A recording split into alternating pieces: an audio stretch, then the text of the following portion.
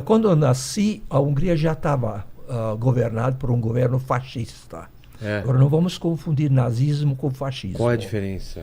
A diferença é que, digamos, não existia aquela política e aquela religião, vamos chamar assim, racial que tinha na Alemanha. Certo? Na Alemanha, o judeu era considerado como um ser absolutamente inferior que tinha a ser extinto. Na Hungria eram fascistas, tinham números clausos sobre o qual Marx se referiu, tinham guetos também já existiam, mas não era uma perseguição, digamos, violenta. De vez em quando havia pogroms, havia esses linchamentos, mas, digamos, era perfeitamente possível conviver com isso. Entendi. Certo? As coisas começaram, digamos, devagarzinho. Os judeus não podiam ser soldados, tinham que fazer parte de brigadas de trabalho, que eram praticamente trabalho escravo, né? Cavando trincheiras e tudo mais lá na frente russa. Eram obrigados? Obrigados, sim, obrigados. Meu pai fazia parte disso. Andar nos campos, uma vez tinha mina. Exatamente. Sim, também isso. Sim. Escavavam trincheiras, andavam onde tinha mina para explodir as minas para os soldados poderem avançar. Isso é caso extremo, mas acontecia também. Tinha fome, frio, tudo isso que eles passaram. Entendi. Quer dizer, uma espécie de pré-campo de concentração. Entendi. Certo? Eu nasci numa família de classe média.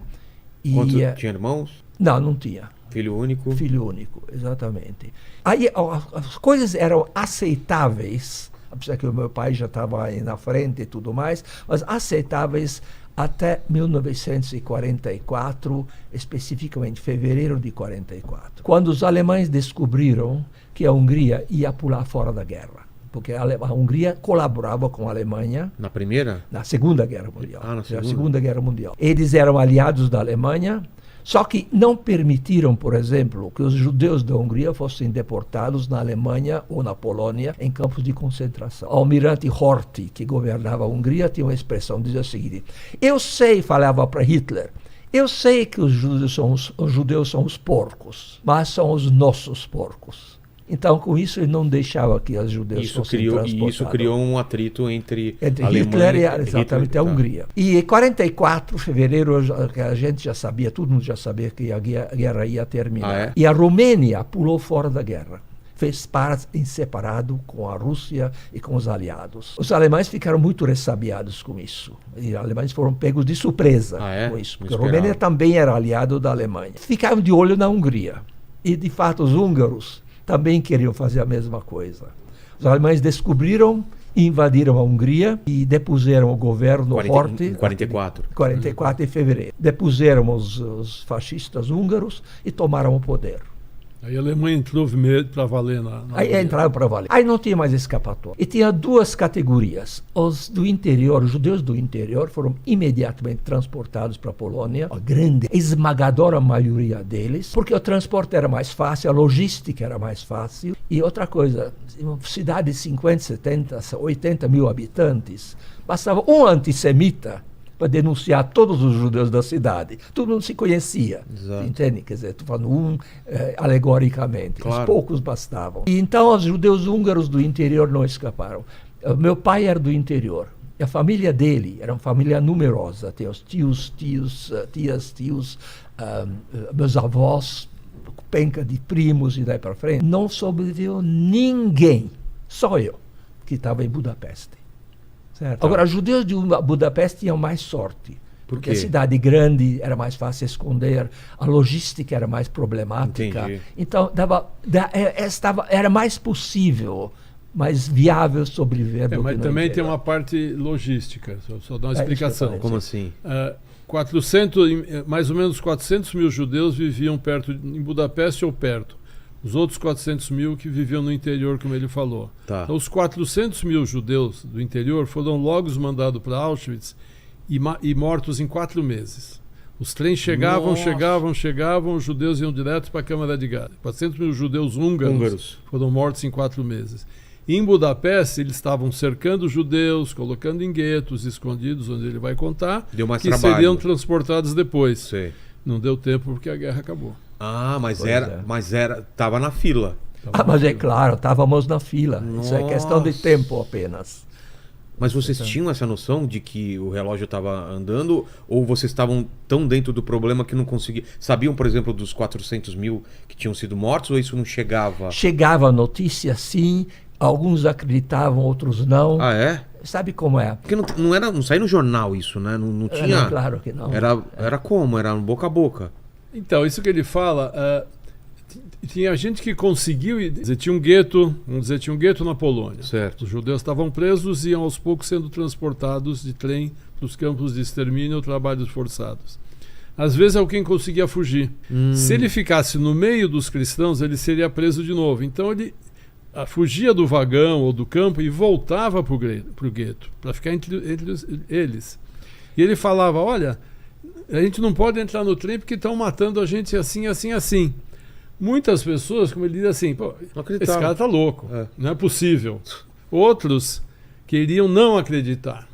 Entendi. Dizem que o próprio Oskar Schindler, do filme, esteve na Hungria e ele trouxe a notícia, daqueles que trouxeram a notícia para a Hungria foi o Oskar Schindler. Não sei, eu não acompanhei isso, mas eu sei que esse rumor existia. De qualquer forma, sabia-se para aqueles que queriam acreditar que isso não é mentira, enfim, facilitou a vida em termos psicológicos. O senhor estava com que idade? Eu estava com 7 anos. Nossa, lembra bem então? Não, 6 anos, desculpe. Tem uma memória boa com 6 anos? Não, meio não dublado, existiu, né? Meio, exatamente. Quer dizer, eu me lembro da fome, do frio e das perseguições, porque a gente sofria a própria carne, né? Aquela cena que você viu da janela do apartamento.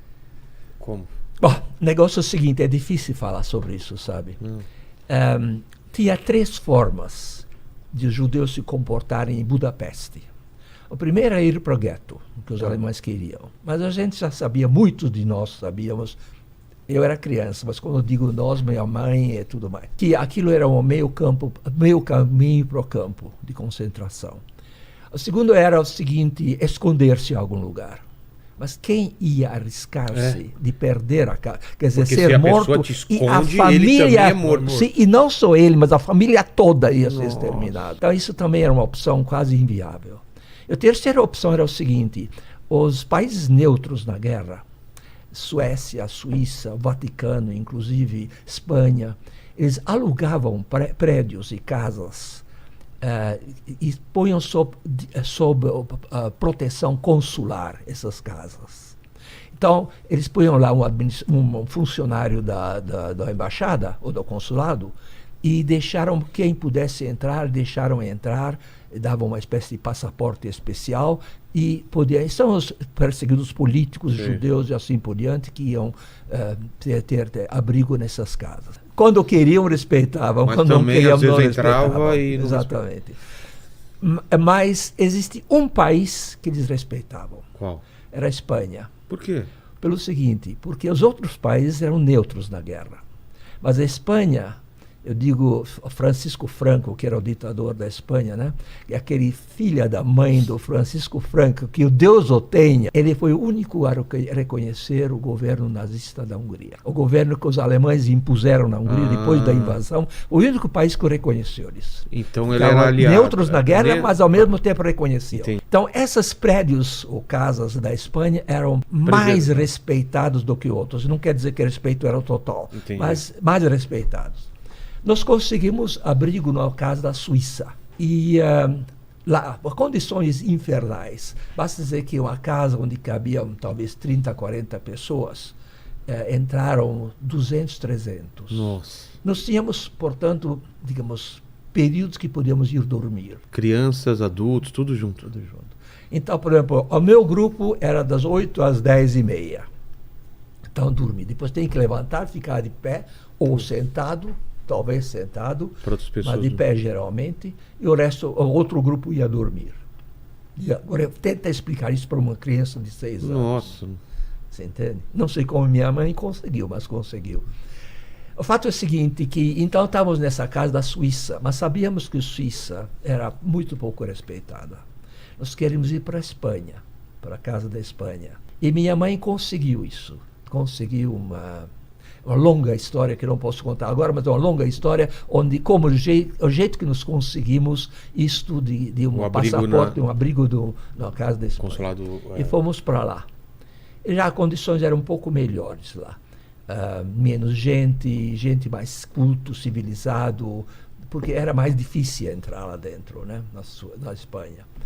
E uns 3 dias depois que estávamos lá, 3 ou 4 dias depois, ouvimos gritos na rua.